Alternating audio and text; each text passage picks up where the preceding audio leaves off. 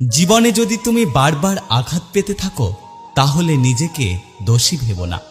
একটা কথা মনে রেখো, যে গাছের ফল যত মিষ্টি সেই গাছে সবাই পাথর ছোড়ে। সম্পর্ক কখনো দূরত্বের কারণে শেষ হয় না। সম্পর্ক শেষ হয় অসম্মান, অহংকার, স্বার্থপরতা এবং বিশ্বাসঘাতকতার কারণে। একটা কথা কি জানো তো, কেউ ব্যস্ত নয়। যার তোমাকে যতটা প্রয়োজন সে তোমাকে ততটাই গুরুত্ব দেয়।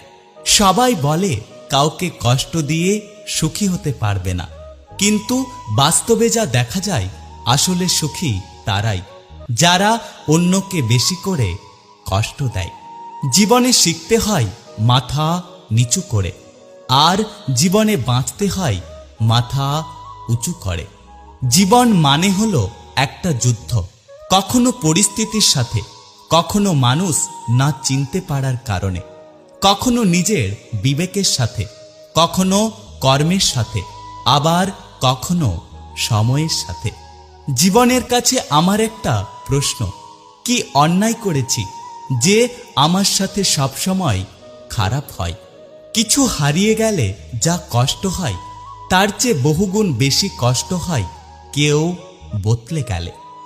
বিশ্বাস কথাটা 3 অক্ষরের হলেও ওর ওজন অনেক বেশি। সবাই তার বহন করতে পারে না।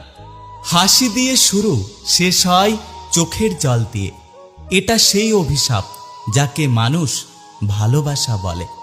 জীবনের প্রত্যেকটা লড়াই নিজেকে লড়তে হয়, কারণ লোক শুধু উপদেশ দেয় কিন্তু কেউ সঙ্গ দেয় না।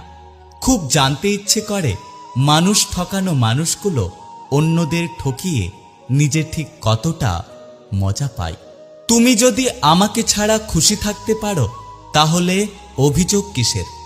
আর আমি যদি খুশিটা দিতে না পারি তাহলে ভালোবাসা কিসের? আমাকে যারা স্বার্থপর বলে, কখনো নিজেদের জিজ্ঞাসা করেছ বিনা স্বার্থে আমাকে কখনো মনে পড়েছে কিনা?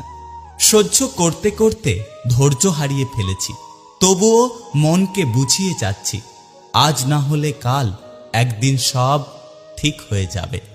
স্বার্থপর মানুষগুলো কখনো নিজের স্বার্থ ছাড়া অন্যের কথা চিন্তা করে না। ভরসা ছিল, বিশ্বাস ছিল, কিন্তু পরে বুঝলাম ওটা আমার ভুল ধারণা ছিল।